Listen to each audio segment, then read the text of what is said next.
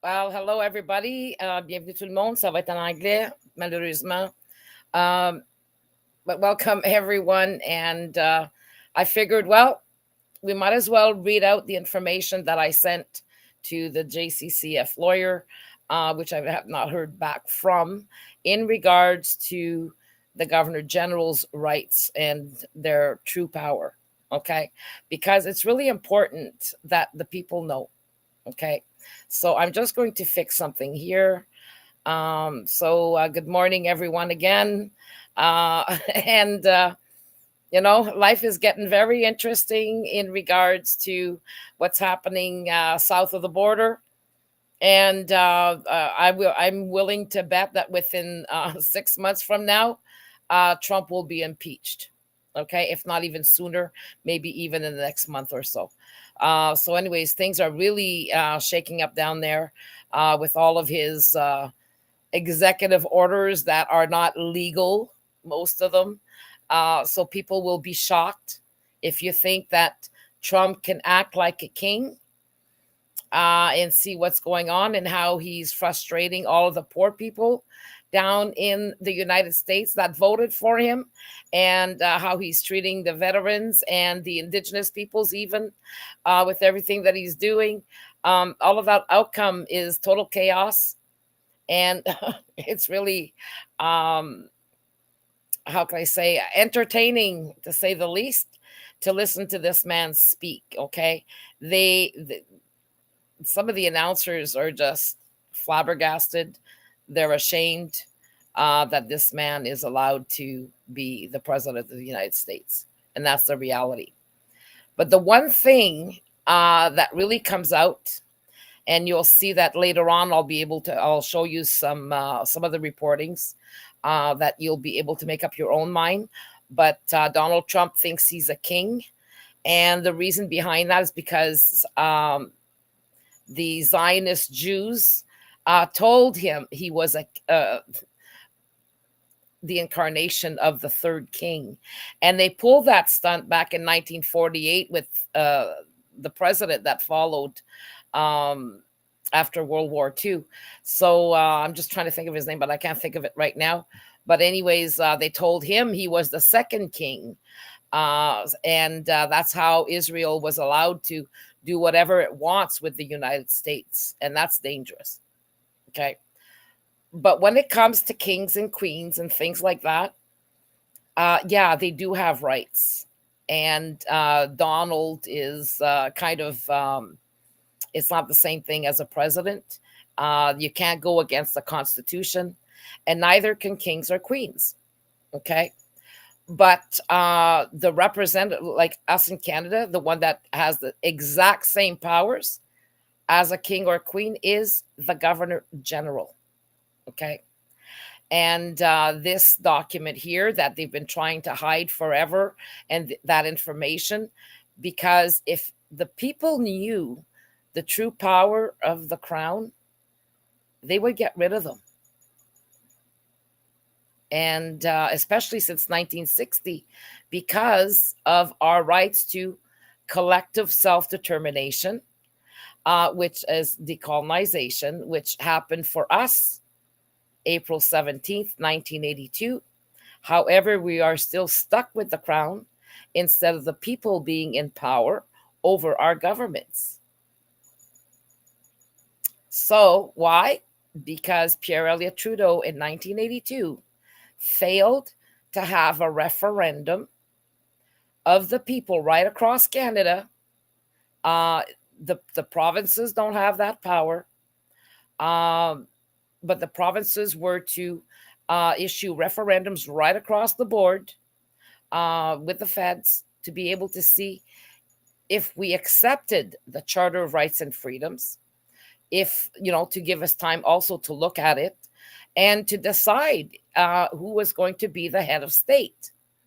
Now, why would an intelligent people, okay, because there's a difference, why would an intelligent people all of a sudden have rights over all of their natural resources, everything that happens inside their country, right down to what banks can do and corporations can and can't do, what happens with our funds, all of these good things that Canadians since 1960 gained the right because of after World War II and our International Bill of Human Rights, which includes our social and cultural rights as well as our civil and political rights, was determined that all the countries, the peoples of the countries, were now free to to to decide how they want to rule themselves. Okay, that's what 1960 did.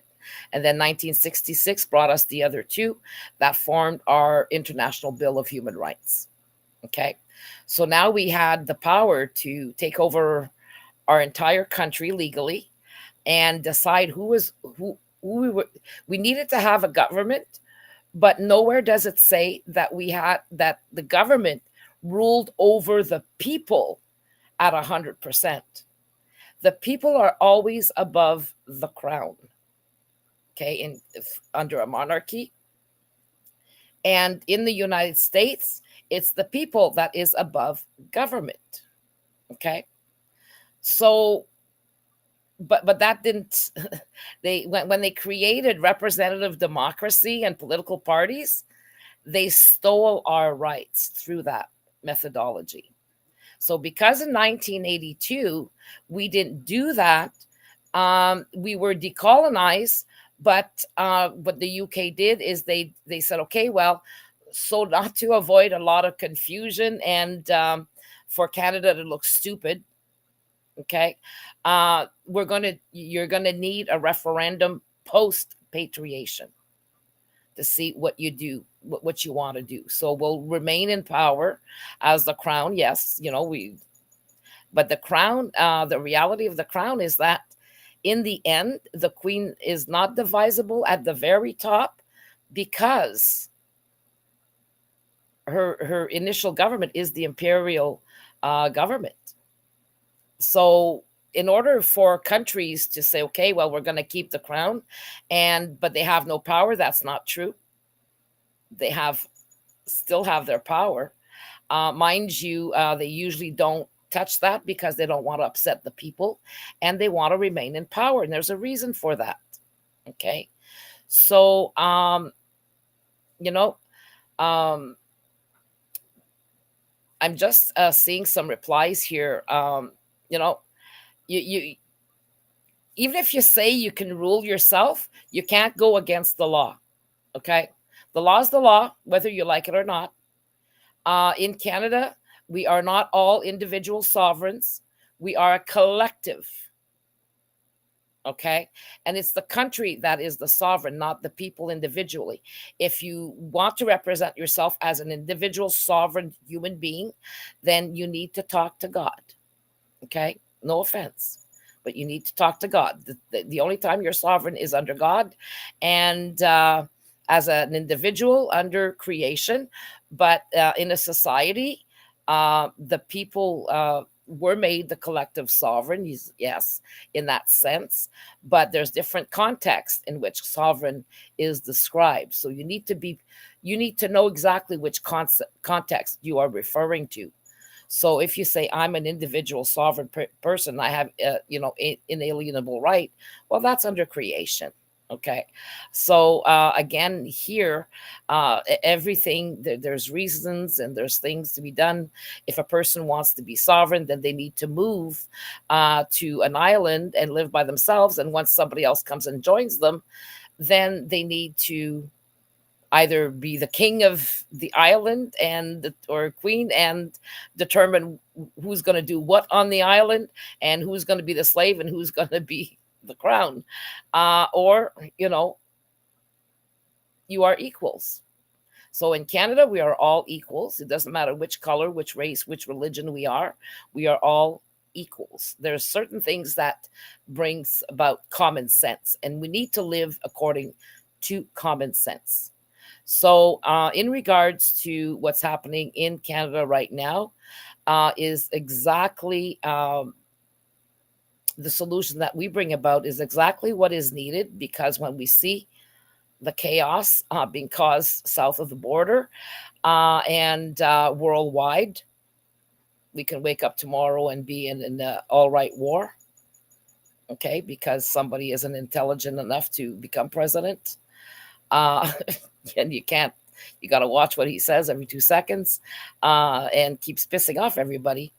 But, anyways, neither here nor there. We still have to face the reality of what's going on with us. We shouldn't even have to worry about what the United States tariffs are and what he's doing. Um, there's contracts, and the United States can be sued over these contracts. Okay. So this is kind of an economic takeover of Canada through tariffs. And we have everything we need in Canada to be self sustained. And then we have other countries that we do trade with under, under the realm, the Commonwealth realm and the Commonwealth countries. So we don't need to worry about the United States. And, as far as our oil goes, we need to keep that for ourselves and stop paying high prices to Saudi Arabia. So I would not cry, by stopping to sell oil to the United States. Others need it right now. Okay. So, anyways, neither here nor there. But the reality is that we are all, okay, um, equals here in Canada. We all have a one share ownership in Canada where we can say we have a say in everything that happens in Canada. And even if, the government says, well, we posted out there on the internet that you guys could come and speak, and be interviewed. But try to get through the hoops to get that done. Very hard, not very easy. And that's not the point. The point is they're supposed to send letters to every person, every citizen, in all of the citizens in Canada. And even if you're not a taxpayer, they still owe due diligence and to everybody else. So because as Ronald Reagan said, a government is the business of the people, and every man, woman, and child uh, are the shareholders the minute one penny of taxes paid. Okay, so anyways, um, that's the stark reality worldwide. Everybody's a shareholder of their own countries. Our problem are our politicians. That's the root cause of why we don't have our rights. It's not because of the rule of law. It is exactly because of politicians who are either uneducated and or just plain stupid.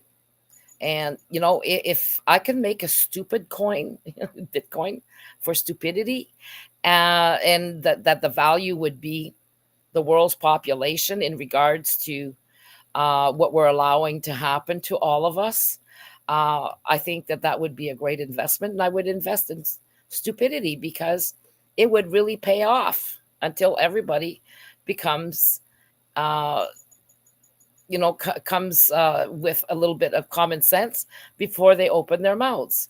So many don't have common sense. Trump certainly doesn't, and he's proven that over and over. I could do a whole weeks of comedy shows on the stuff that's come out of his mouth and the lies that he says, and people clap. He's lying to their faces. They know exactly that he's lying, but they clap anyway. Now that's a really good cult. Okay, I mean, he's a master at the cult. So anyways, that's another story. But as far as I'm concerned, we need to be worried about our own country, what's happening with our politicians. And Doug Ford's trying to get back in there, thinking that people are going to vote him in, while because we're fighting tariffs. In the end, the tariffs can all be challenged.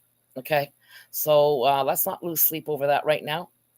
What we need to lose sleep over is the fact that we have, this is our time to be able to be in power, because right now the one who holds the purse is the governor general. Okay, she can make decisions as to how much money. If the government still asks her for money while it's prorogued, she gets to decide if they get it or not. And even at any other times, the difference between a president and a governor general or the queen is that the king or queen or the governor general can do things on their own, and that's called reserve powers. Okay, so unlike a president or anything else, or a prime minister, so the governor general has reserve powers that they have to maintain the constitution, and they can do things as long as they feel that the constitution is in jeopardy. Okay, and with what happened in the Australia in 1975, what most constitutional lawyers need to know, because they do not know, most of them, or don't care to know, is the fact that yes, the governor general has to act in the best interests of the people.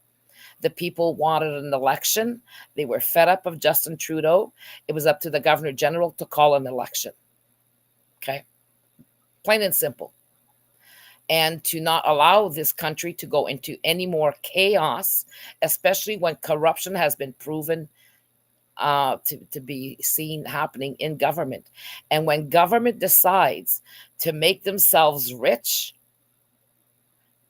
okay, handing out the people's money to establish new corporations, that's unethical and that is criminal. So if you look at the other side of the border with Trump issuing two Bitcoin, meme coins, not real coins, but meme coins with really no value. Otherwise, it's like trading hockey cards, okay, for money. Actually, he made $5.8 billion almost in a weekend selling his coins, and that's illegal. That's another thing he's going to have to answer to. Okay, so did he raise the 5.8 billion to give to all the poor people who are needy in the United States? Because if you look at some of the countries, the United States isn't the biggest and the best country in the world, and nor is it the freest. I wouldn't want their health care more than I can throw Donald Trump at the end of my arms. So we're very lucky in Canada. When you really look at the United States and the real shape of the people, what they don't want anybody to know worldwide, because they keep repeating the same thing. Oh, we're the biggest and then we're the best and we're always the first. No. Why? Corruption. If they are, it's because of corruption. And from where I stand anyways, and what I've seen, and blackmail, bullying, you know. So all of these things are important for us to think about, because we don't want that here. And if our governments think that they're going to, even the conservatives, I do not trust. Not one iota. Okay, because it's always been a shuffle back and forth. So if you're smart and you go back through time, you'll see that one just finishes the job the other one started. Okay, so we are not to really rely on what the media says. We can only rely on factual documents, what's been written, what is the law, and take that propaganda out. And then we even have people who are hurting this country and everybody else from doing what's right, which is for us to all become the collective head of state with veto power over what the government does. We still need a government. We can't go roughshod. We can't disrupt the international levels. Neither can we disrupt many of the things that right now Donald Trump is disrupting worldwide. And you can't throw everybody into chaos just because you said so and you don't like this. The law is the law. Okay, and the law is there for everybody to not kill each other. Okay, it's not there to use and abuse. So we need to make sure that the law, one president, like in the United States, one president comes in, abortion is legal. Another president comes in, oh, abortion is illegal. The next one, oh, abortion is legal. Uh, the next one, and you see this back and forth. It's like, it's foolish. It's foolish. Okay, I'm a firm believer in your body, your choice. Whatever you do personally, you answer to a higher power. And it's up to you. You are responsible for what happens to you when the higher power gets their hands on you. Not everybody else in Canada to decide what you can and can't do with your body. Okay, that's between you and Creator. So you and government, I don't think so. Okay, true freedom is when the people rule over their government, make decisions for their natural resources, can use their natural resources instead of taxation. We can have corporations, where the employees get profit sharing. The communities can get profit sharing. There's all kinds of ways to do it. And it's not communism. It's not socialism. It's not anything. Okay. It's the people being in power. It's, you have the left and you have the right. Then you have the extreme right and the extreme left.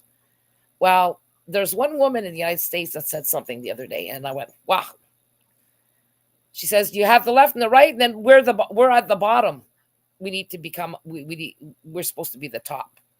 We are the top. But that'll only happen when the people react. When the people do exactly what we're suggesting at the CPU, the Canadian People's Union, with our the referendum that we're having now is an actual referendum. It's not to demand a referendum. It's a referendum of the people, that everybody who agrees with that and is willing to sign it, this is what the Governor General has to do in the government right off the bat. We're having our own referendum. It's a legal referendum because as a collective, we have the right to decide together what we want out of this country. And we can do this as many times as we want. Okay? Legally. It's all legal. So anybody who says, oh, the provinces can come up with a constitutional agreement, amongst each other, constitutional convention, they can make everything different. No, they can't. They'd still need a referendum of the people. Provinces do not have that power. Provinces cannot separate from Canada. Point blank, it's already been determined. If everybody is having a mental breakdown and doesn't remember what Quebec went through, you need to give your head a shake, because we cannot affect other countries, other investments, without having a being prepared. What Trump is doing right now, he blocked everything. Well, all of the aid for inside the United States that's needed by the poor people and the sick and the veterans and everybody else, he froze. How stupid can you be? All the lawyers he has surrounding him should lose their licenses. He has committed a huge, huge mistake out of sheer stupidity, and people thinking that as a president, he has the right to do what he does. Didn't they go to law school? He can't. Neither can Prince Charles here if it goes against our Constitution and the rights of the people or the Governor General. The people are above government, and we need to start acting like it and not try to kiss ass thinking the provinces have more power than we do. They do not. Is that clear enough? So now I'm going to go to the document and read this.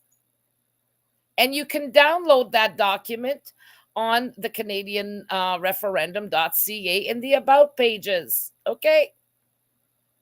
So either you remain ignorant to the facts and to what's supposed to be really going on, then you have no say in what happens here. You are not mentally equipped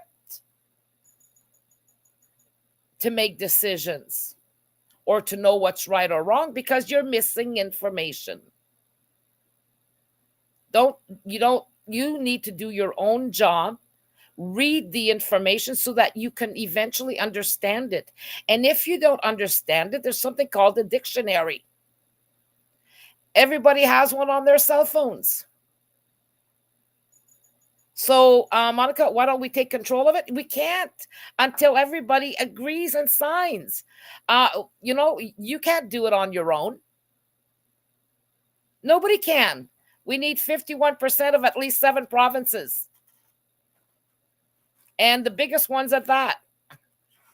Okay? The law is the law. And you and whose army is going to take it over? What we need to do is educate everybody. And that's the purpose of the Canadian People's Union, is to make sure that when we do a legal step, that the people understand how they can stand up legally and not be afraid. Anything else is a waste of time. You don't even need to leave your house to get this done. Just go to canadianreferendum.ca. And then if you want to see this go further into the courts and everything else, well, you have to help support financially. It won't happen on its own. Okay? Now, the courts demand that when there's a huge court case, that you can finance it in case you lose. If there's no money and no support by the Canadian people and they only sign and they don't even join to learn, the referendum community so that they can have access to documents and learn and be prepared to defend this country, then we all deserve to lose it. And we will. And it's coming faster than your head can spin because of the sheer ignorance of Canadians and our politicians. So we can't force anybody to learn anything overnight.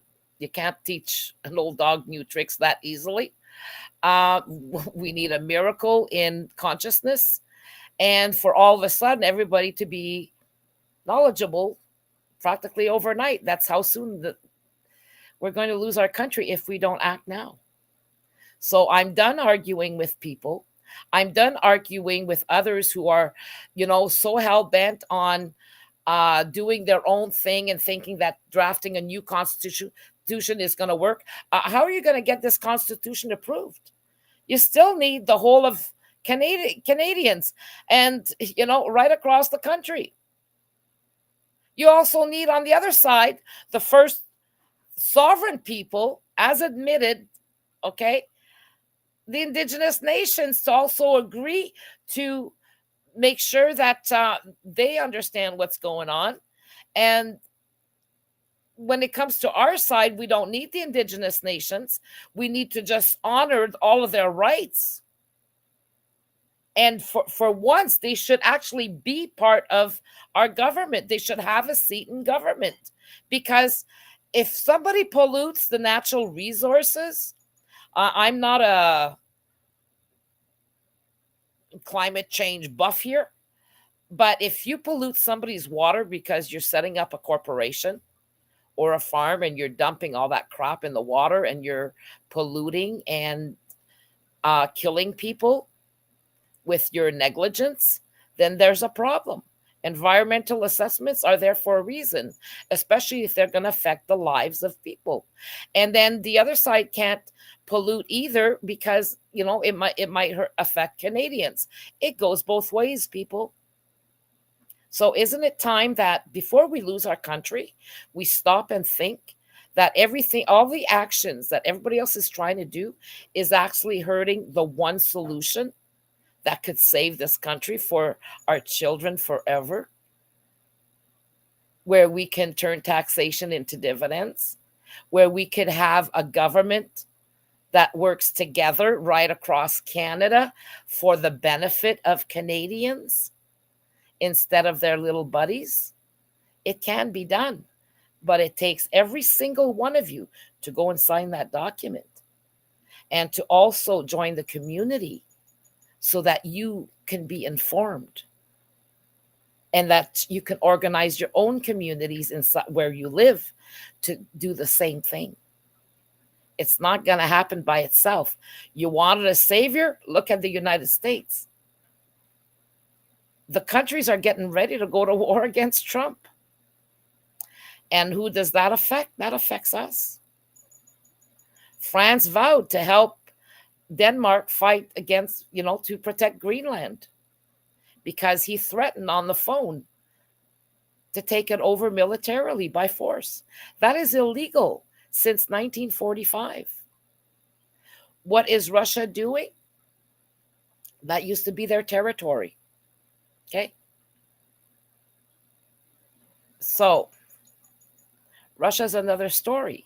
But when you have Trump pretending he's the biggest and the best, well, the reason why Trump is freaking out and everybody in the United States is because they're no longer the strongest. And they haven't been for quite some time. Why? Because their own private corporate buddies sent all the work everywhere else around the planet instead of helping their own country. Oh, now they're going to start build better at home. It's a little too late, Donald. Your dollar's going out the door. Yeah, crypto's replacing it, but crypto's going to be also, how can I say, they're going to make sure that they can regulate crypto. So while Donald is trying to deregulate everything for his wealthy buddies and then possibly pollute and do all kinds of things, and to force farmers to give up their crops and everything else so they can build their little, smart cities, you need to know exactly what's behind Donald Trump's mouth. And it ain't the people. If he could sell his own mother, he probably would. Okay? Canadians are smarter than that. At least I'm hoping. I might be proven wrong, and that's what I'm afraid of. I'm more afraid of Canadians losing the one chance they have to fix this country forever. And by being an example, every other country can do the same because we all have the same rights, even Americans. Okay. The people are at the bottom. We need to be on top because legally we have the right to be on top. Okay. Bear that in mind. So now I'm going to do a screen share. And we're going to go over to the next, to exactly what every lawyer in Canada needs to know. Okay, and stop arguing that we don't know what we're doing, because right now, I think we're way ahead. Okay, so I'm just going to change spots here and go to the form. Okay, this is Rule of Law Education Center. This was done in regards to the reserve powers and the Whitlam dismissal that happened in 1975 after the Statute of Westminster. Now, the Statute of Westminster, I really hate it when people try to justify the Statute of Westminster because, yes, that liberated all the countries, but the countries were only... We became independent, but not at the international level. The UK was still in charge at the international level. And then for Canada decided, our politicians decided that, we're still going to put a clause in there to say that the UK, only the UK can change our constitution. Okay. So we stayed tied in 1931, even with the Statute of Westminster, to the UK, while the other ones also, the Australian then became truly independent. However, they kept the Queen. So anybody who kept the crown was still tied to the UK. The Queen is only divisible in certain contexts, but in the end, the Queen will not allow a government that she represents as the Queen to risk throwing her behind bars, okay? And to do stuff that will have them charged with human rights abuses. So this is the document that I sent JCCF. And this is what I refer to and everything that I speak about. But right now we're going to go to the bottom. And because they kind of explain the story there. So we're going to go to their analysis of all the letters that they've seen. So in 1975, what happened is the Governor General, even though Whitlam, the Prime Minister of Australia, was able to have the support of the entire Parliament and the Senate and everybody, um, Sir John Kerr fired him. So here it is, our analysis. The palace letters were released online by the National Archives of Australia in Canberra on the 14th of July, 2020. The palace letters can be viewed. Okay, so here there's in the document, you can hit the link there and see the actual letters. Now, the recently released letters have revealed that Sir John Kerr sacked the Whitlam government in 1975 without giving notice to Her Majesty Queen Elizabeth II, because in the words of Sir John Kerr, it was better for Her Majesty not to know. So the Governor General can do whatever they want without having to contact the Queen at that time, and now it would be the King. So the palace letters provides us with further important insights into events which took place at the time, including the personalities and events of the time, political developments and public sentiment in Australia, the workings of the Australian government and Parliament, the official duties and responsibilities of the Governor General, the relationship between the palace, the Queen's private secretary, and the Governor General, and constitutional issues, including what led to the dismissal of Go Whitlam in 1975. The Queen was not warned of Sir John Kerr's plans to dismiss Whitlam, evidenced by a letter sent by Sir John Kerr to the Queen's private secretary, Martin Charteris, dated 11th of November, 1975. Now, some point to the Martin Charteris letters dated the 4th and 5th of November, 1975, to suggest that the British monarchy did influence Sir John Kerr's decision to dismiss Whitlam on the 11th of November, 1975. However, letters were sent between London and Canberra by diplomatic bag by air, and there was a considerable lead time, about 8 to 9 days or even longer, between when the letters were sent and received between Sir John Kerr and Charteris. It is therefore likely that Sir John Kerr did not receive Charteris's letters dated the 4th and 5th of November 1975 until after he announced the dismissal of Whitlam, which was the Prime Minister, on the 11th of November 1975, and Charteris nor the British monarchy could not have influenced Sir John Kerr to dismiss Whitlam. So other aspects that the recent release of the palace letters have shed light on include Sir John Kerr wanted to prevent a possible race to the palace that could see Whitlam call for the Governor General's dismissal, something he said would put the Queen in an impossible position. In a letter dated the 17th of November 1975, Martin Charteris wrote to Kerr that he had acted not only with constitutional propriety, but also with admirable consideration for Her Majesty's position. The Governor General in 1976 wrote that there would inevitably be discussions about constitutional amendments in Australia, but that it would be only on the left wing, and that most want it to remain as it is. The letters remained under lock and key and were labeled as private documents by the High Court decision in May of 2020, but the High Court decision in May 2020 deemed them to be the property of the Commonwealth and thus able to be accessed by the public. So by rights, we have the right to demand all of the Queen's letters and King Charles' letters to our prime ministers and governor generals since. Okay?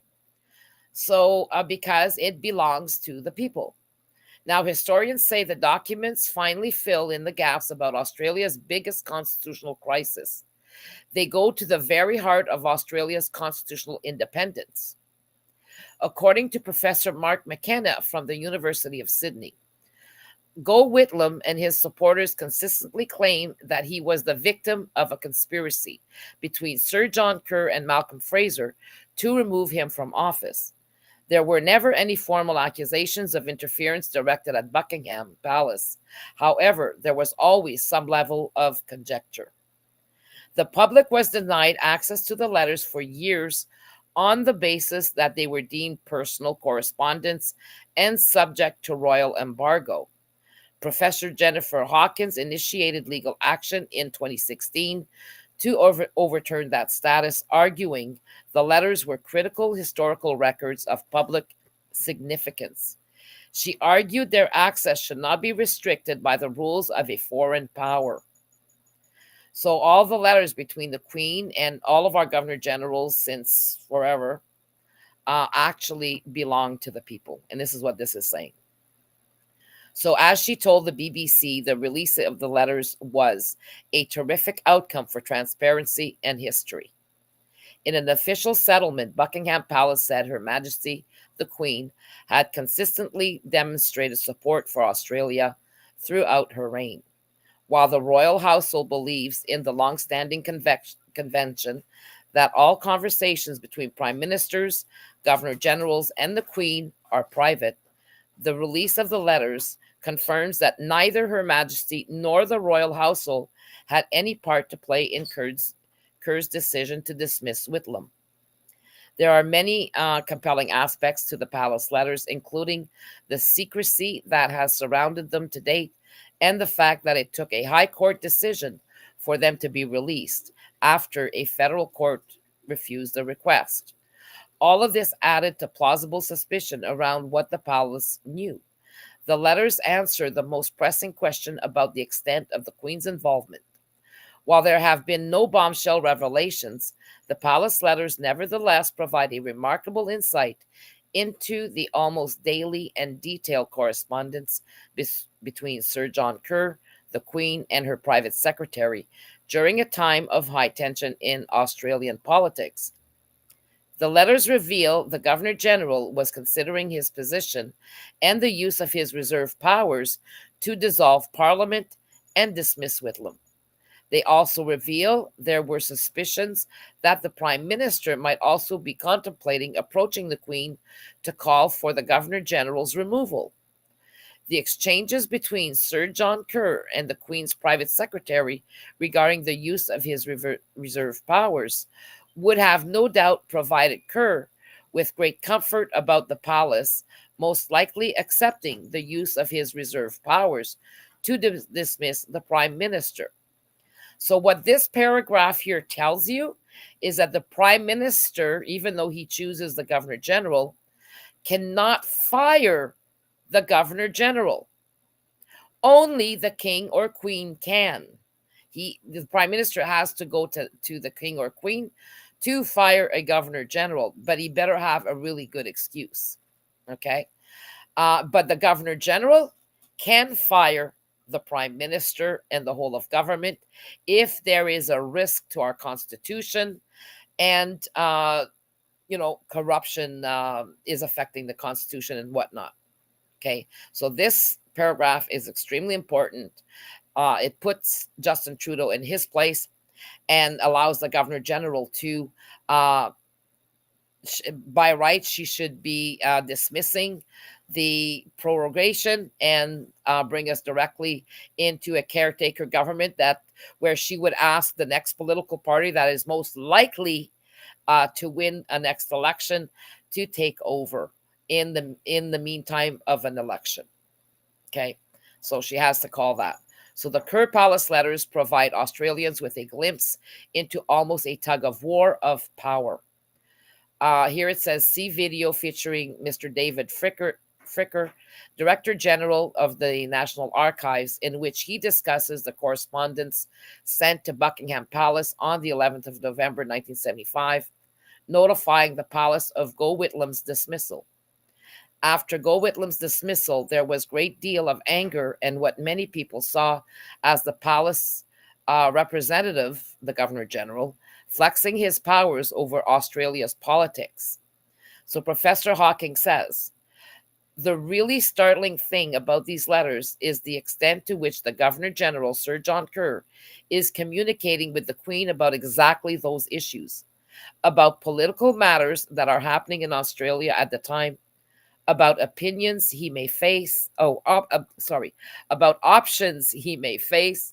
The Queen, in response, is engaging with that level of conversation at a very political level. So yes, the Queen has the right to be political. So does the Governor General, because political means that's the final power above the courts. Okay, that it's what we determine our government's going to be. It's the final political power. It's a political power of the people.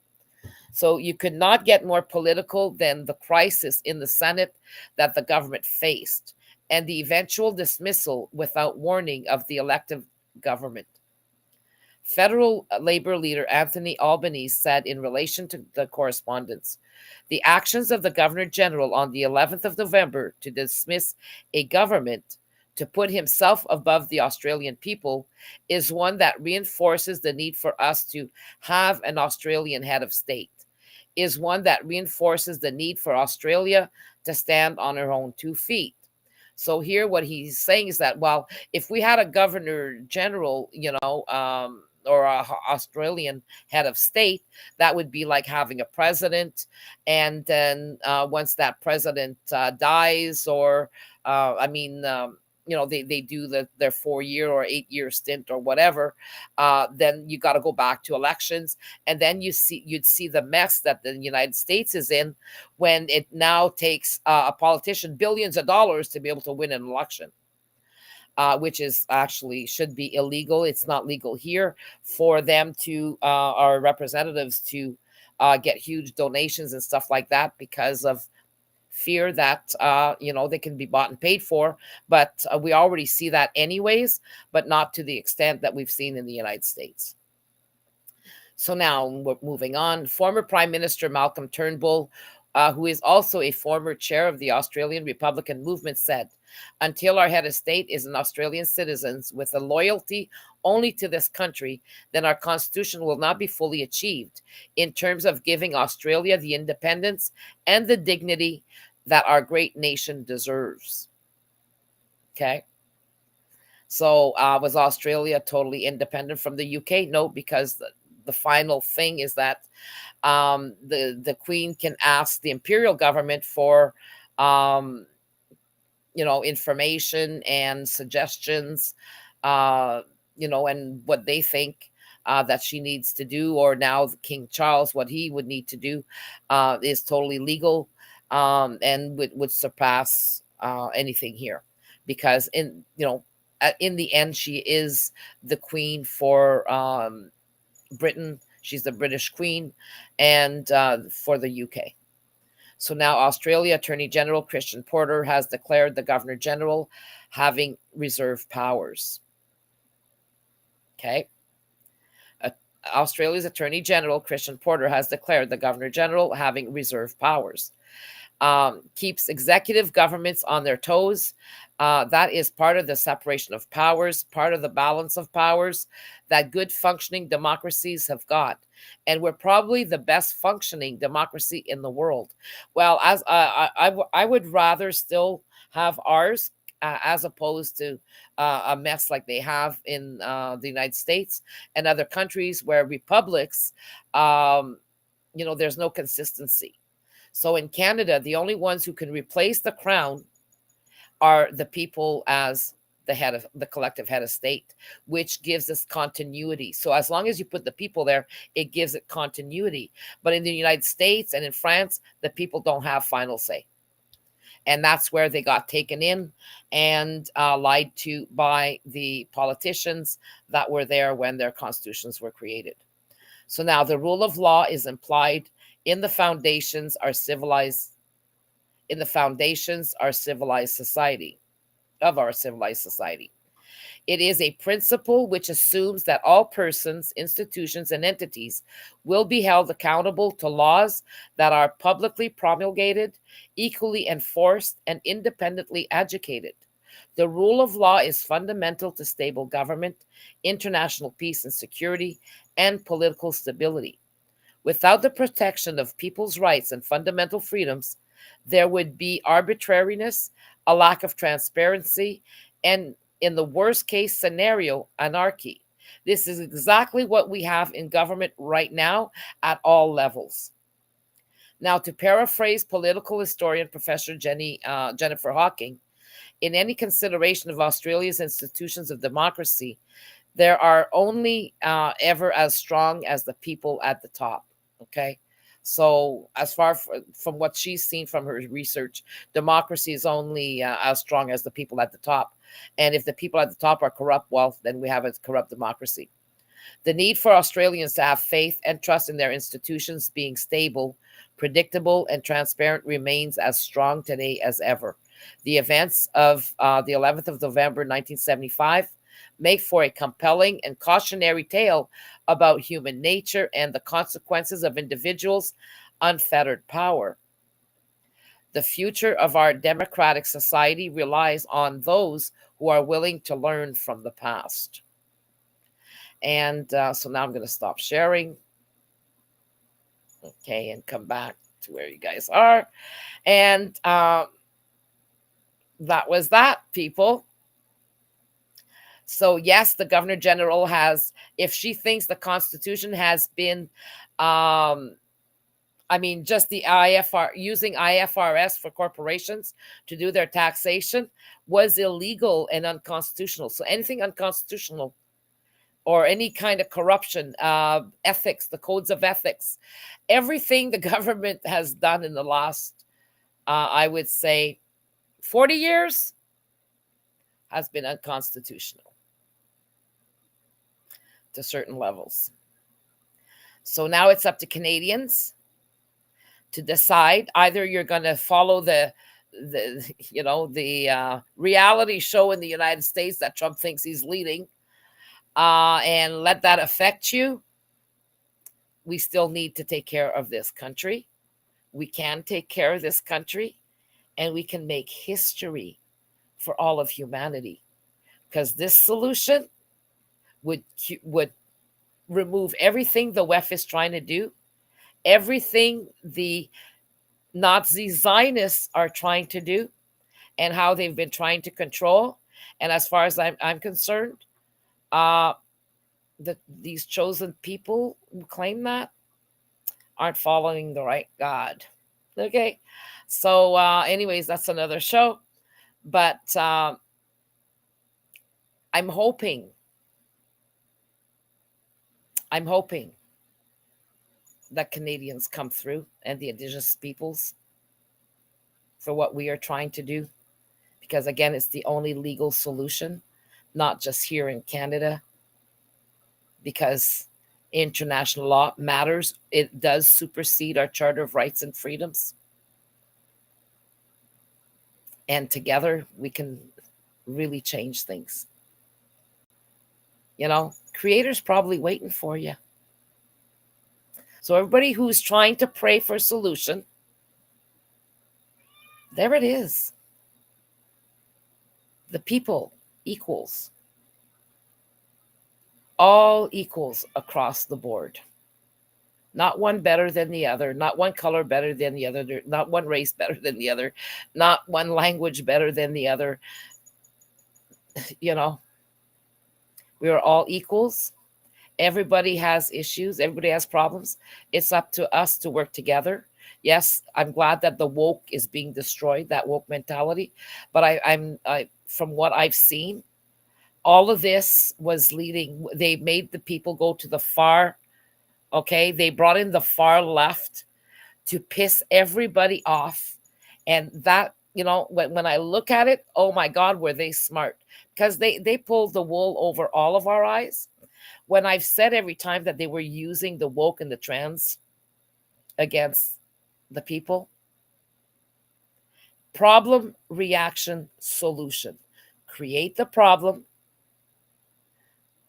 back up the reaction, make sure that they're reacting the negative way, and then bring in the solution. Their solution, a dictatorship under corporate greed, corporate control by big money And as you can see this in the United States, if anybody is bringing in the WEF corporate greed by the oligarchs, is Donald Trump and his cronies. And, Javier Milei in Argentina, same thing. And everyone goes, oh, yeah, go, go, go. And they love people who, they're going like this on their chests, doing all kinds of rallies where it's to the extreme. And like even Milei getting dressed up as a superhero with a big chainsaw to get elected. And he was a little WEF puppet. So the WEF was smart. How do you do a mass psychosis on people? They started with Event 201, brought us in the measures, and a virus that, when you read the conclusion, it can't affect a healthy cell. Game over. Nothing to read here. Nothing more than like a common cold that will affect somebody whose immune system is a little weak. And then we went through all this mass psychosis, the corruption they made it on purpose for our governments to become corrupted, to go ahead with corruption measures. To why?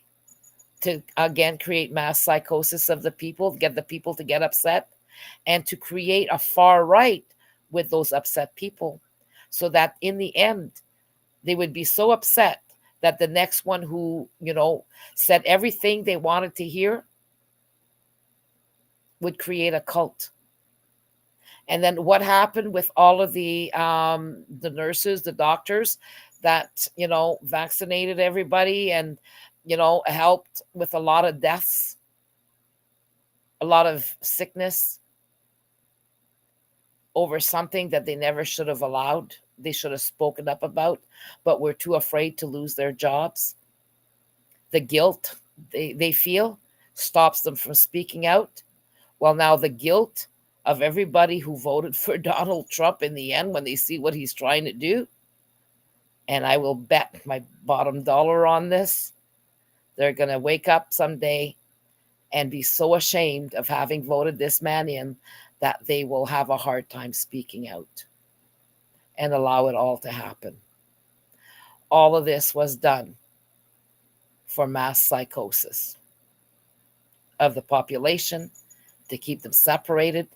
And if Donald Trump isn't stopped now, we're going to see civil wars in the United States, and for good reason. And then we're also might be put subject to an all-out war, because he's threatening war with everybody to get his hands on minerals. He doesn't need Greenland for security. There's already a United States base, military base there. So as long as, and this is what we got to watch for, as long as Denmark doesn't say to Donald Trump to remove his military out of Greenland ASAP, since France said that they would help Denmark, and so did the EU countries, that they would help fight Denmark for Greenland against the United States. You have to see that as long as they don't tell Trump to remove the U.S. military base from there, it's all a scam. They're trying to keep us busy. They're trying to keep us scared so that, yes, they can implement everything they wanted to. And Trump is bringing in, okay, they're going to be bringing in, Millie has already said it, they're bringing in the digital ID for anybody who wants to go online. You're going to need to have digital ID access. And this is where they're all going to end up backing this AI stuff that I've been showing you for the last couple of days, and for control. So now everybody's going, yay, Trump is going to stop income tax. Right now, he's stopping everything that he can. The only thing that he's actually doing is stopping services to the most needy. Okay. And then when Robert Kennedy Jr. was being interrogated yesterday, the first thing I heard him say was he did not approve of universal health care. Why? What was his answer? If somebody has cancer, that is going to cost too much, and they're going to be dipping into somebody else's health care. Robert Kennedy Jr. against universal health care because if somebody has a disease, it's going to take away money for other healthcare purposes. You're going to cost too much money if you have cancer. You can listen to it yourselves, people. I just about fell off my chair. And he will not go against the 5-year-old man baby who is even stealing somebody else's family crest and doing all kinds of things and lying straight to the face of the people. Yet the people go, yeah. Are they even listening? Is there anybody home upstairs? Are they so far right that they've lost brain cells because they're so desperate for a savior? The only saviors Canadians need, intelligent Canadians, is themselves as a collective. And tell our governments, you need to do right by the people. You need to follow the rule of law. We can clean all of this up. It's not the end of the world. We have a good system if we have honest politicians in government, honest workers, and if they're told how to do their jobs properly instead of enticements and inviting corruption and doing things that are unethical. Okay, so I'm going to leave you with this, and we'll see you again. I'm going to come back later on and just play some videos for you that you really need to hear so that you know what's going on at the international level and everywhere else. Because if you're not informed, you have no right to make decisions for this country because everything affects us and you need to start being responsible if you want to save this country. If you want to become the 51st state, then I suggest that you start packing your bags and you move to the United States. Because the people who feel that, yes, we have a right to our natural resources, we finally have a chance to do what's right by everybody as a people and to save and protect everything. If you're ready to do that, then go sign your your referendum. And those who have signed our Convention of Consent still gets added on to that. But our Convention of Consent doesn't give an order to the government and to the Governor General and to the senators as to what they need to do. Once we have 51% signatures of the Canadian referendum, then we can order them legally and they'll have to follow it. So the referendum is not to ask for a referendum. We're already doing our referendum. And if they want to take me to court on that, they're more than welcome to do it. Because in the end, I'll be proven right. As long as the justices remember who they're going to meet when they leave this place, and they better do right by the people. Love you all. Bless yous. And here is, if you want to save this country, listen to this. Do you feel disconnected from our current political system? This could be our last chance to take a real legal stand for our rights. It's time to shift the political power to its rightful owners, the Canadian citizens and Indigenous peoples of Canada. Dive into our history, understand the need for change, and embark on the quest for true democracy. Are you concerned about our nation's commitment to human rights and self-governance? The power shift to freedom aligns with vital treaties and international laws enabling us to claim our rightful place as collective head of state. We advocate legally replacing the Crown, King Charles III, and our partocracy system with a true democracy, the peoples as the true collective head of state with veto power over our governance. to ensure your voice counts more than party interests. When our national collective civil and political rights are respected, your influence on policies will be direct and impactful. Join us on this noble struggle to make every Canadian and Indigenous peoples a meaningful participant in our future as collective head of state, which was legally owed and kept from us since the patriation of our Constitution, an official decolonization from the United Kingdom of 1982. It's time to correct the past of our government's lies and omissions to the people of our great country before it is too late. People 15 years old and over can sign our Canadian People's Referendum at canadianreferendum.ca and unite for our rights as the collective head of state in our Constitution. Together, we can be the example in reshaping Canada's future, not just for us, but for all peoples worldwide, once and for all. Are you ready to be part of this transformative movement? Join the Power Shift to Freedom movement by the Canadian People's Union and be part of a bold vision for Canada's future. Visit thecpu.ca for more details. Embrace and face the change required on your part to shape our future.